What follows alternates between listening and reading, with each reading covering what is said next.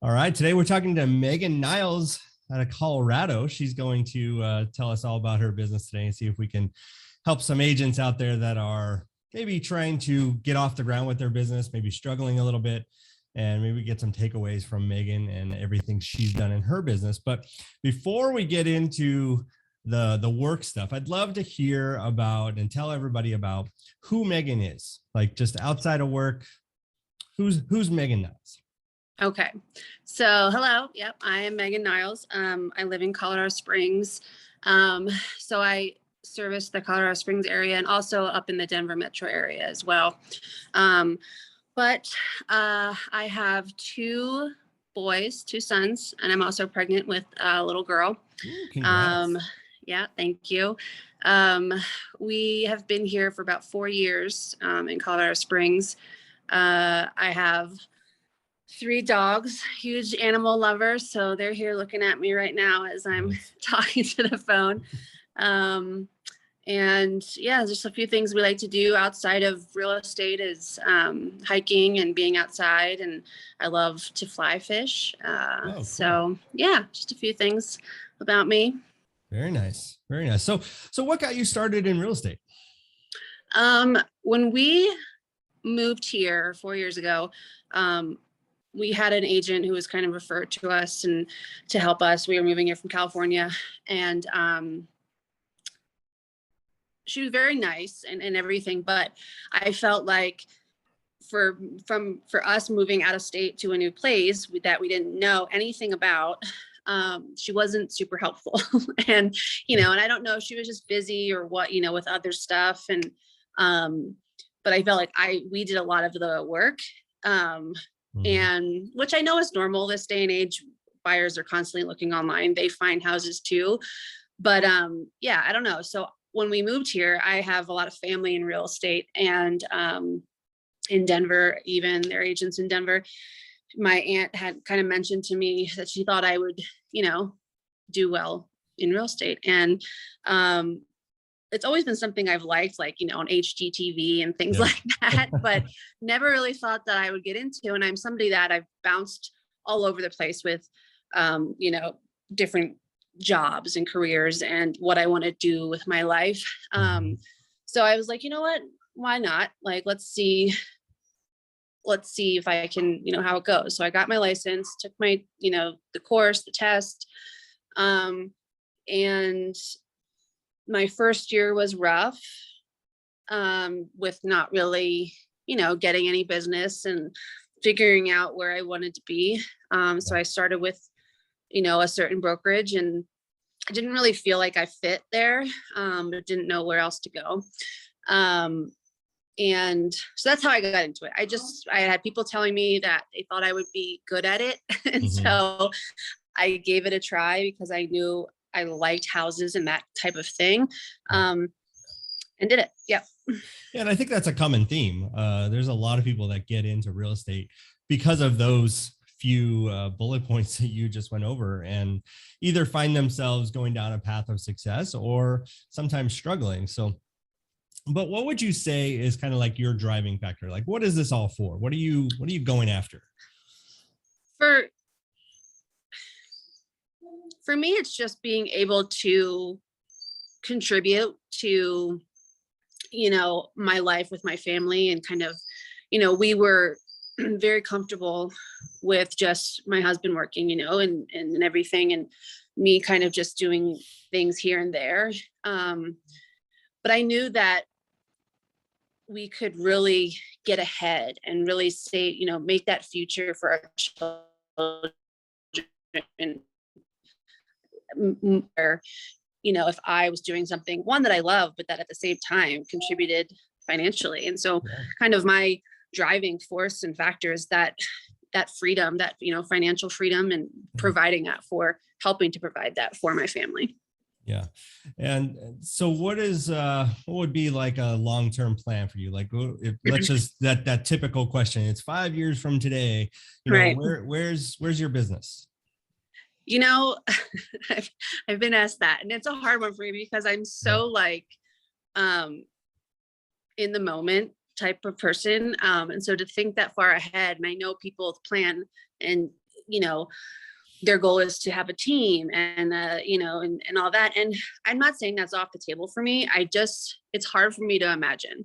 And so that actually is something that I work on with,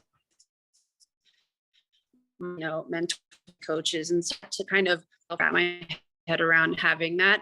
But when I see where I've gone from in just a year, to when I started, I know that it's possible for me to grow into a point where I need a team or want a team. So I would say in 5 years, like, it wouldn't be off the table to have, a small team. Yeah. And based on kind of what you said was your driving factor with that financial freedom and all that, what does life look like 5 years from now? Well, that I think too, right now, because I'm building this business and just me, other than using a TC and things like that, I'm busy. And so, like, we were just gone for 2 weeks and it was like, I was on the phone a lot of the time. And, I had agents here on standby if I needed them to help show homes and stuff. Sure. But I think in the long run, I want to have not only that financial freedom, but that time as well. So that would be a big part. Yeah. So how would you say that your clients experience you? Like, what is that thing that everybody is kind of drawn towards Megan for?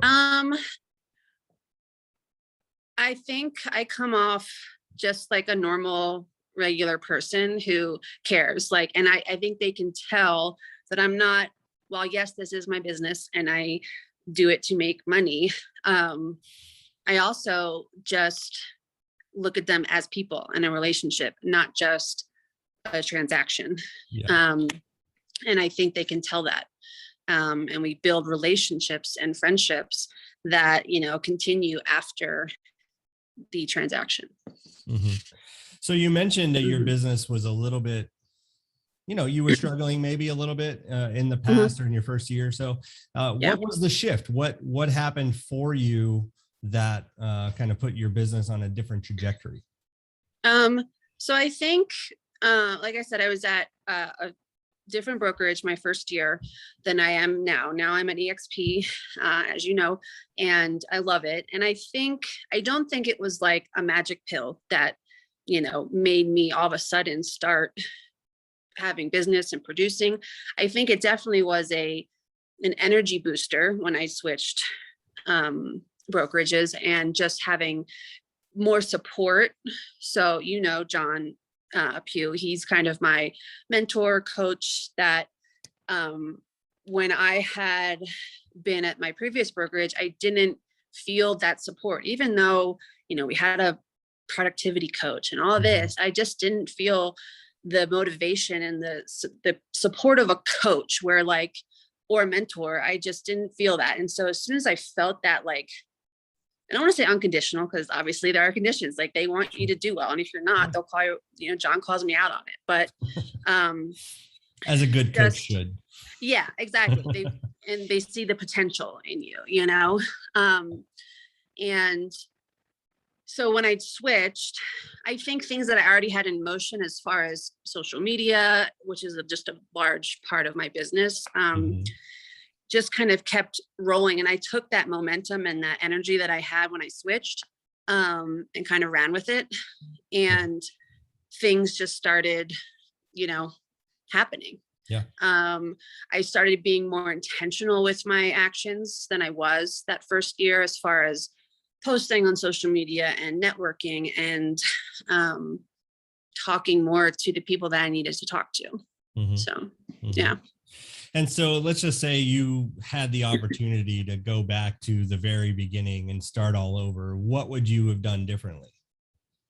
I think I would have taken my time looking into different brokerages, because I think it's not one size fits all. I think you really need to find where you fit, what fits your lifestyle. I'm not young, but I'm a millennial. I'm an elder millennial. I like to be on the go in a coffee shop. I don't want to be tied to an office or feel obligated. So EXP for me was perfect for that. I felt a little bit more freedom. But when I first got my license, I didn't really understand that I should have been interviewing brokerages. Yeah. They're not interviewing me. Right.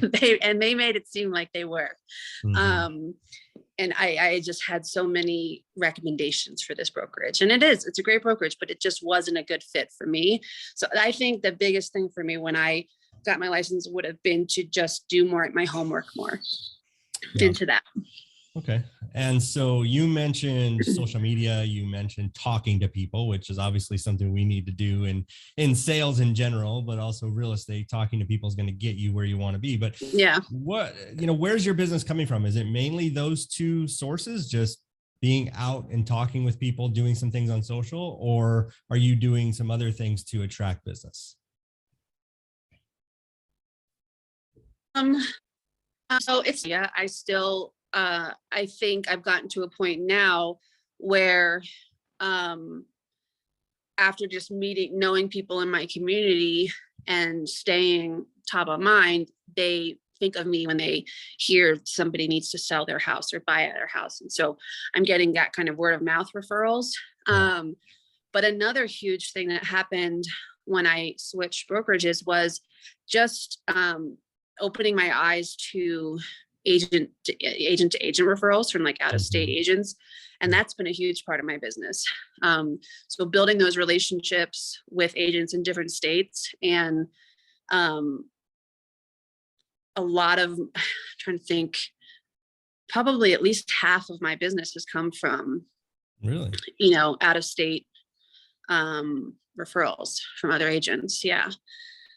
So I think if you're not taking advantage of that and building those, thinking you don't need to know agents in other states, Right. you so do. I mean, it's a huge part, because especially when you live somewhere like Colorado where a lot of people are coming, Hmm. um, you want to be the person that they send them to. So that was huge for me. Door knocking and things like that were not Okay. particularly for me. Okay. Um, it's not to say I didn't do it. I have done it. And it's not to say I won't do it again if I have a reason to do it. It's Mhm. just not a regular activity of mine, or like cold calling. I think I do just more strategic, intentional, consistent social media posts. And I get people from out of state messaging me because they find me somehow on Instagram or Facebook, the two main ones that I use. Um, and I've gotten just random messages from people because they Google or they search a hashtag and they see, come across my stuff. Um, but I also don't just post real estate stuff. And I think that's helped me too, is I infuse my personal life with my Mhm. real estate stuff, and people feel like they know me and I'm not just some business page. Yeah. So, Yeah. yeah. Now, are you spending any marketing dollars at all in any places to attract business? Or is it really like once you get a listing, you spend some money there? Is there anything that you're doing marketing wise to bring in business? No, I do all of my stuff. Um, this past year, at least, has been just organic social media, and then neighborhood and for places where I want to farm. Mhm. So that has cost money, but typically I would say my marketing expenses has been pretty low, and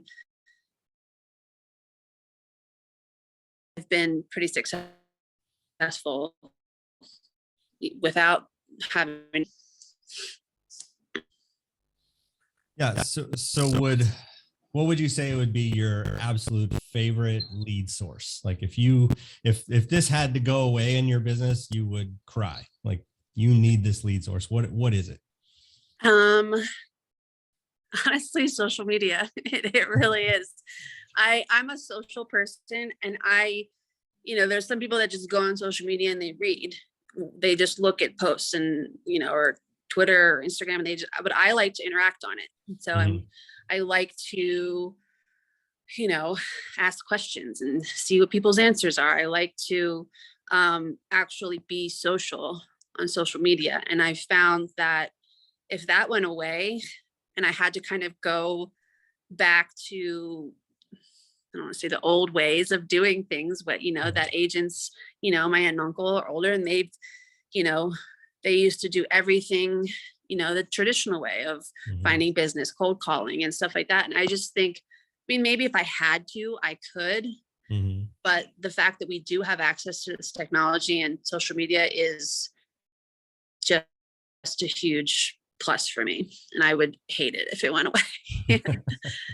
Yeah. So tell us, we probably should have talked about this in the beginning, but tell us what your numbers were and what your numbers are, just to give those agents out there an idea of what, Megan means by my business was struggling, and then what you're doing now. So my first year license and with a different brokerage, I had sold 2 homes. Since changing brokerage, and so year to date, just 2021, I've sold 21 houses. I have 3 pending, and I have a pretty full pipeline for the rest of the year.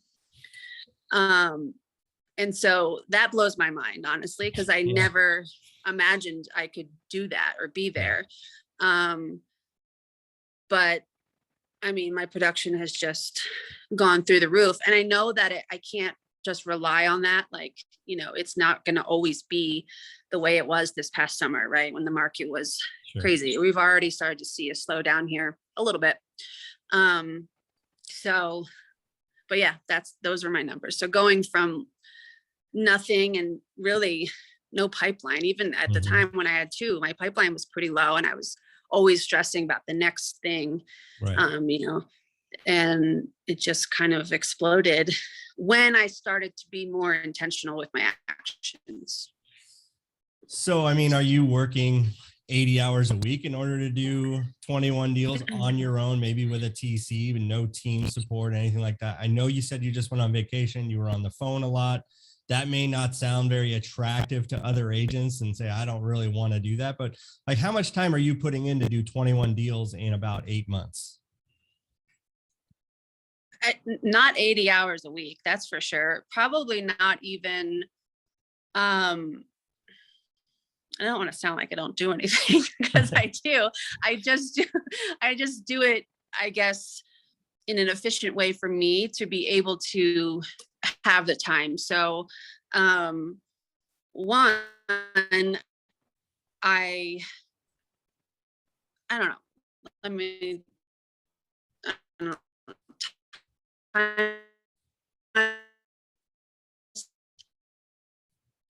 Maybe 30 hours a week, 20, 30 hours a week. Okay. Just breaks down doable. To, following up with leads.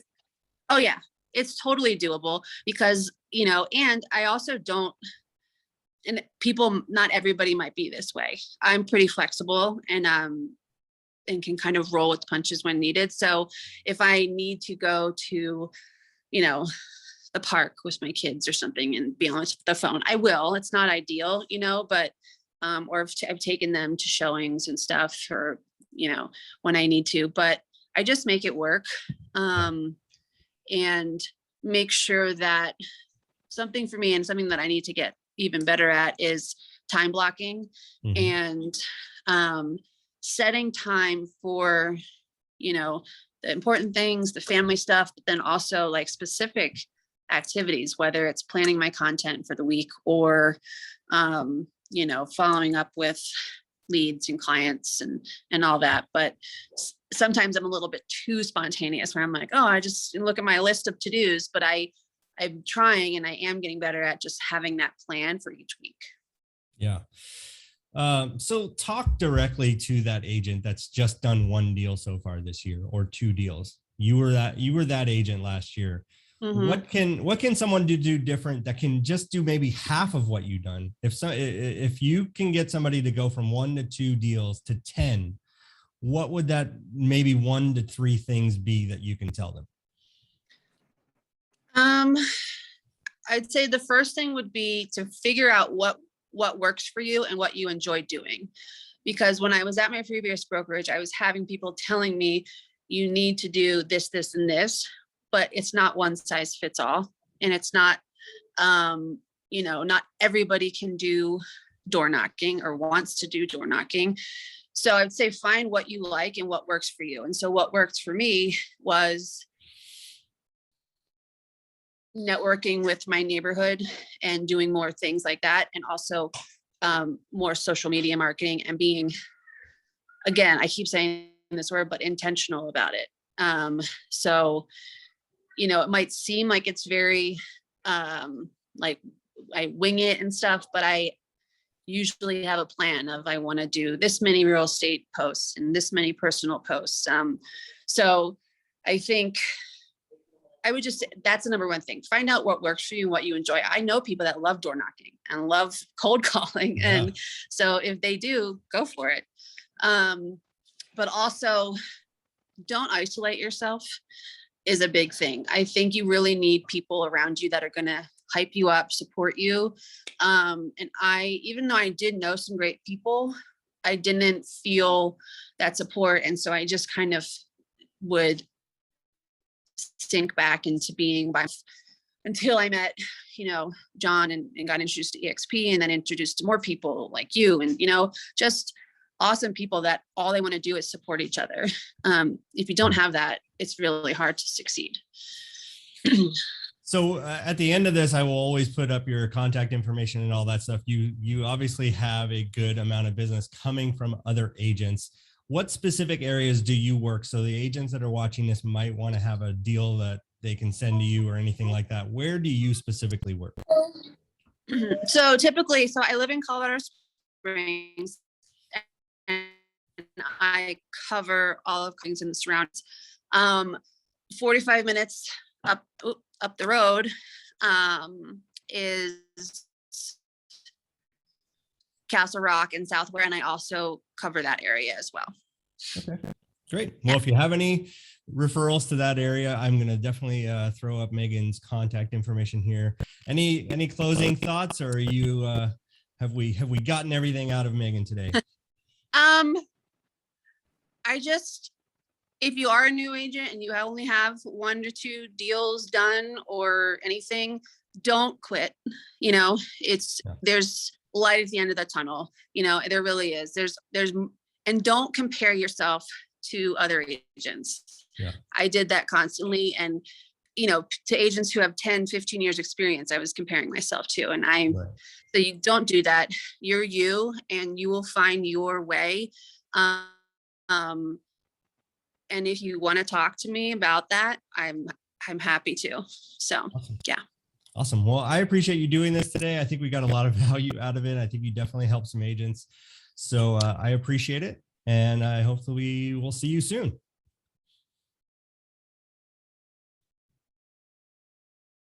So we froze. All right. Sounds good, Mark. Thank you. All right, talk to you later.